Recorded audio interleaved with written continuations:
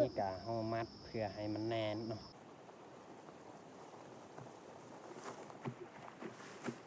โอ้มีเสียงเขียดเสียงกบห้อง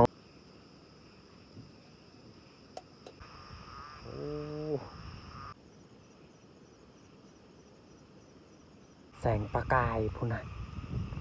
เห็นบ่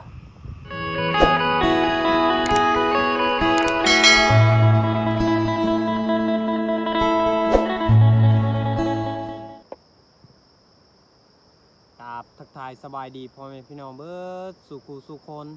ยินดีต้อนรับเข้าสู่สองเบาปอกสำหรับตอนแรงมื้อนี้เฮากะพาเมียไปนอนให้เก่าเนาะให้ที่ว่าปีกายนี่แหละหรือว่าปีที่เฮาเกี่ยวแล้วเป็นได้กะทุกคนติดตามเบิ่งเพราะว่าช่วงเฮาไปนอนช่วงตะกี้ตะกอนนี่เคยได้ยินเสียงอยู่นี่เนาะแต่ว่ามื้อนี้อีกผมมีโอกาสที่ได้ลองมานอนหรือว่ามาถ่ายบรรยากาศให้พ่อแม่พี่น้องได้เบิ่ง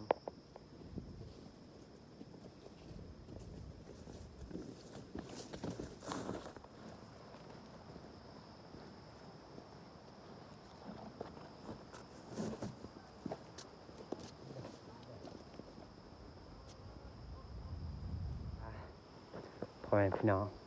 วันนี้แหละเขาสีตั้งแคมป์หรือว่าเฮ็ดที่พักเนาะเขานอนในค่ำคืนนี้พ่อแม่พี่น้องต่อโอ้เหมาะสม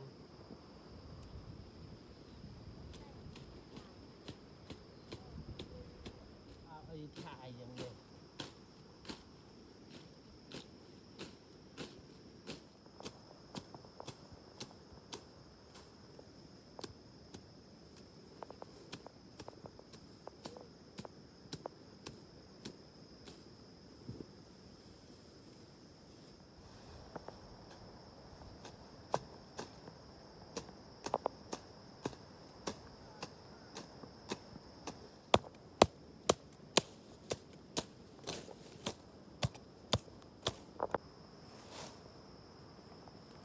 น้องมาทางกาสำเร็จเรียบร้อยมีแต่เขาสีไปหาซอกไม้นะแล้วก็ใบไม้เขาสีเอามาปูตรงนี้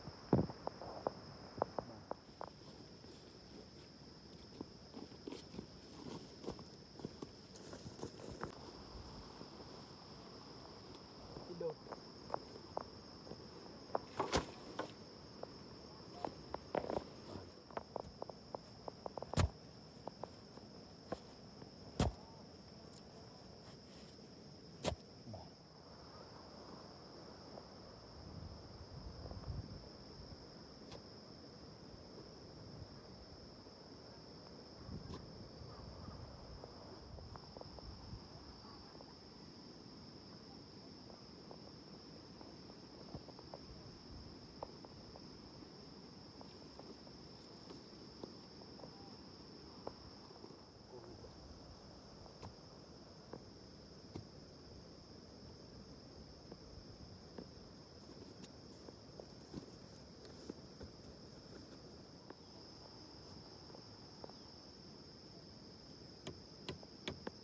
ห่อมัดเพื่อให้มันแน่นเนาะ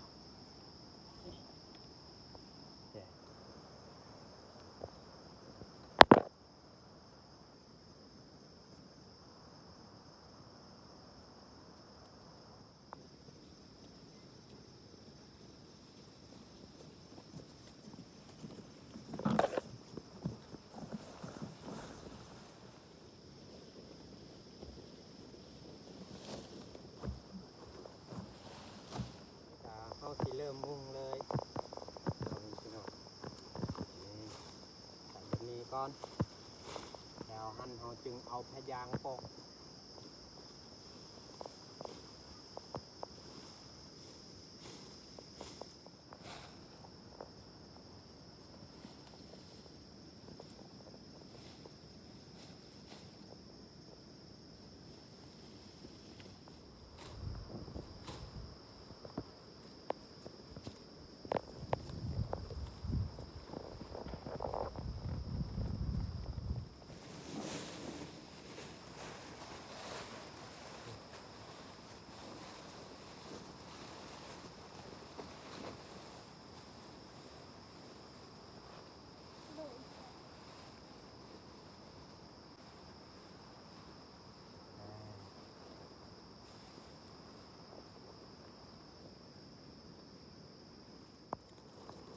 มัดให้มันแน่นเพื่อบ่ให้ลมพัดเอาไป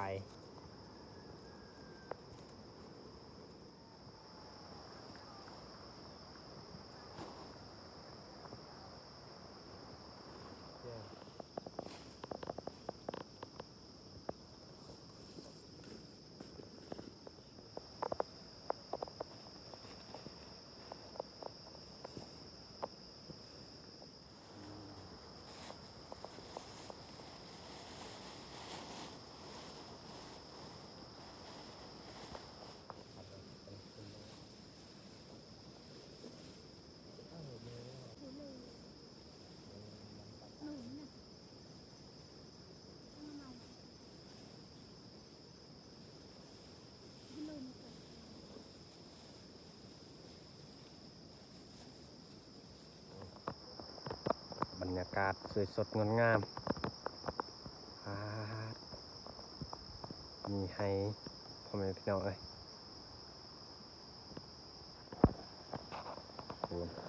ที่พักของเราสร้างสำเร็จเรียบร้อยมีแต่สีไปซอกหาแนวเฮาปูเนาะพ่อแม่พี่น้อง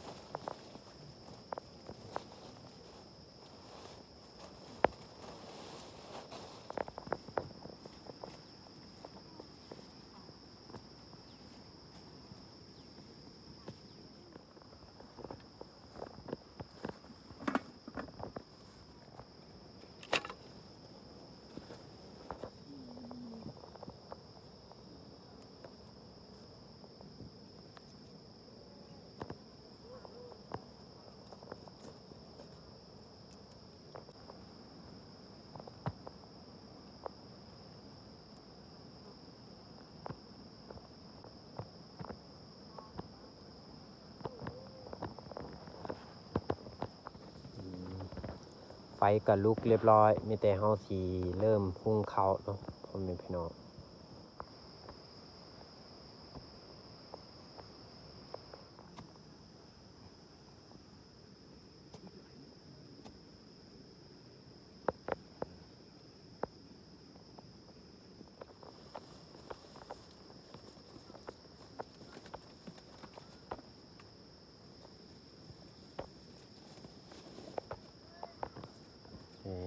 เครื่องของพวกเรา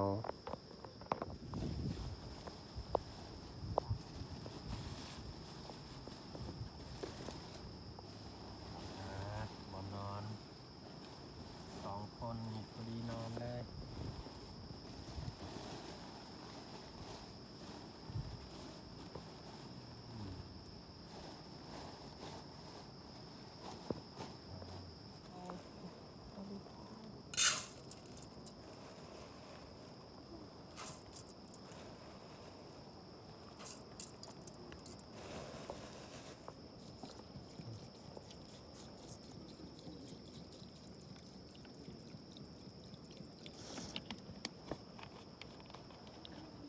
ล้างข้าวก่อน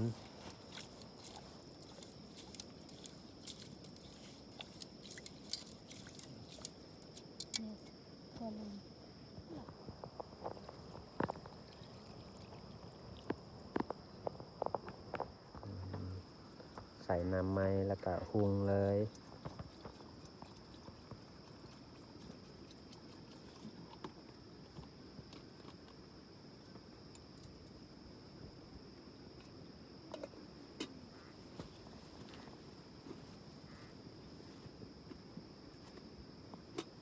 โอ้ลมพัดพ่อแม่พี่น้อง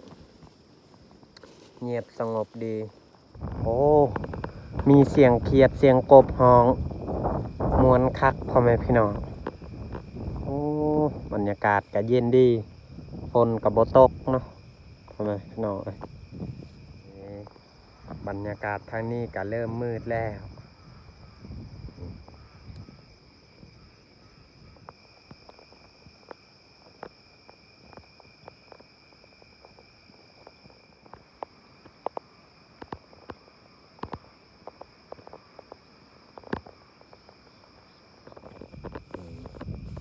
ผักที่เราเตรียมมาจากบ้านเพิ่มไปหน่อย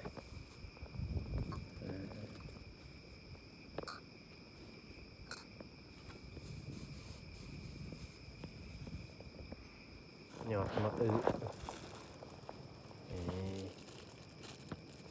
แต่ว่าเราล้างเรียบร้อย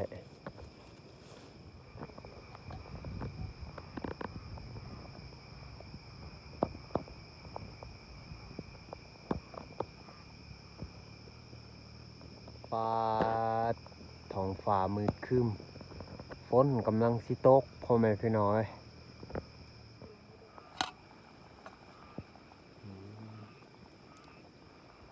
น้ำข้าวนี่แซ่บไปเลยพ่อแม่พี่น้องเราเคยต้มสดแล้วก็ใส่น้ำตาลเนาะคักขนาด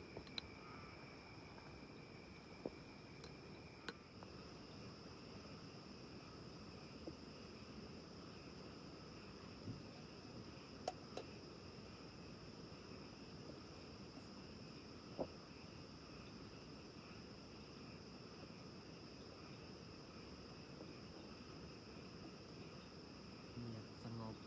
อยู่ในป่าในดงม่วนคักดีได้ยินเสียงกบเสียงเขียด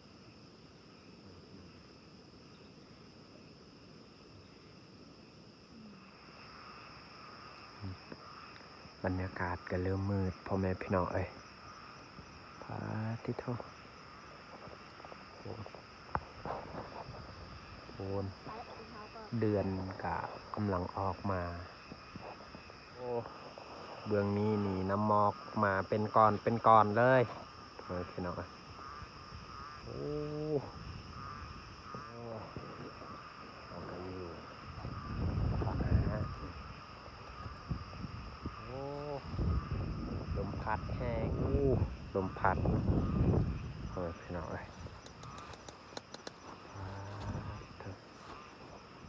ปาดลมแห้งขนาดพ่อแม่พี่น้องเอ้ยต่อเขาสุกแล้ว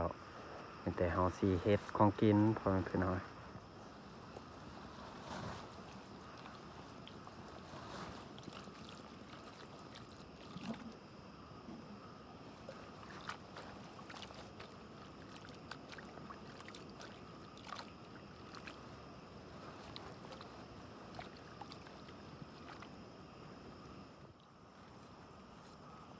ซอยเครื่องหอมพ่อแม่พี่น้องเอาซอยไว้เผื่อสบายเวลาใส่มันจึงบาดเดียว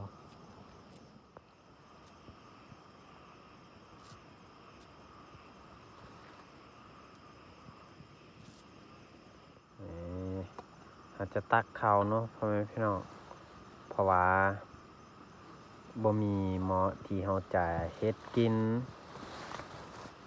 หรือว่าเฮ็ดของกินเราจะตักไว้เข้าก่อนใส่ถ้วยนี่ถ้วยแก้วเนาะ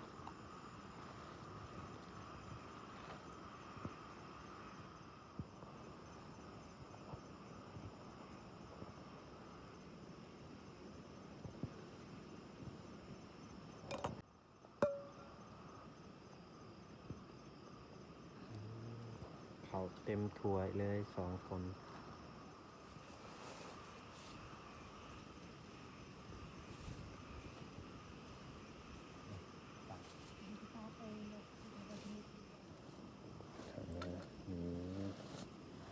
สีนกเนาะ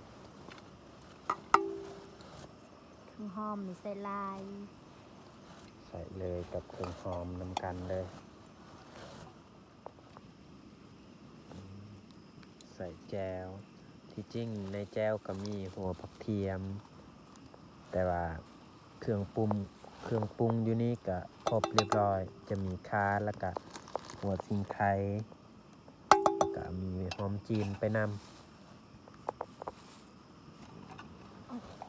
แต่เฮาสิอัดเลยแล้วก็ค้างใส่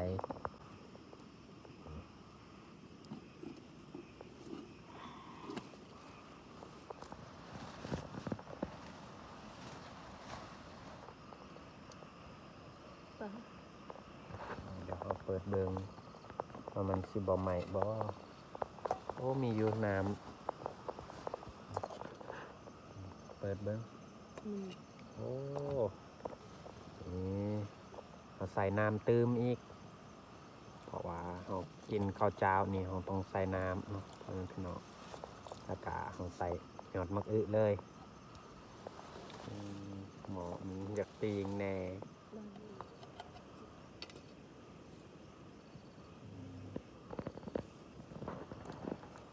ใส่หยอดมะอึ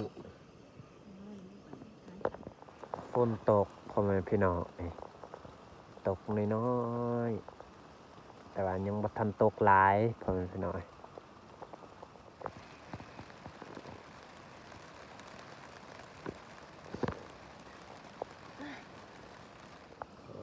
เปิดเบิ้งพ่อแม่พี่น้องป๊าดกดเรียบร้อยคือสิสุกอยู่แล้ว ปงปงเย้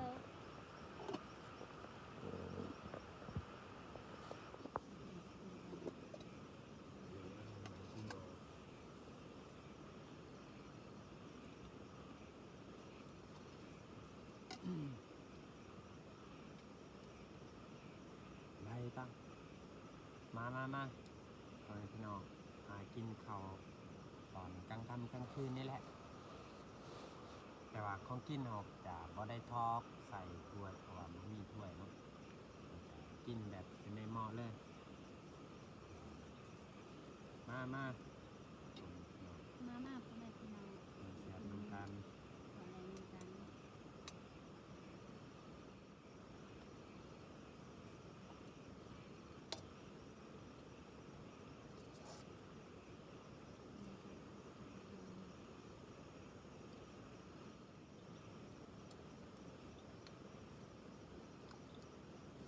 กินแบบม้วนๆได้ยินเสียงกบเกลียดมีปานลมในใจบอกเขามักแบบนี้แหละ มีขามีน้องปลาเขาจะเรียกไว้แล้วก็มีกระต๊อบที่เขาพักเขาอยู่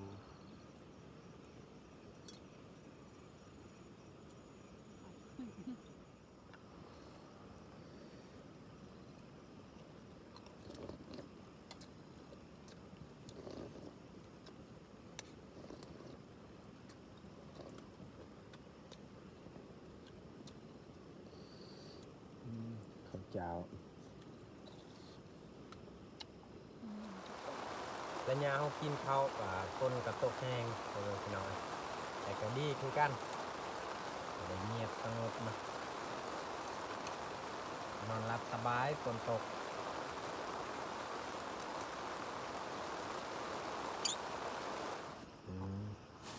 เมียกาจัดบนนอน2 คนที่นอนนะพี่น้อยผ้าห่มของเรา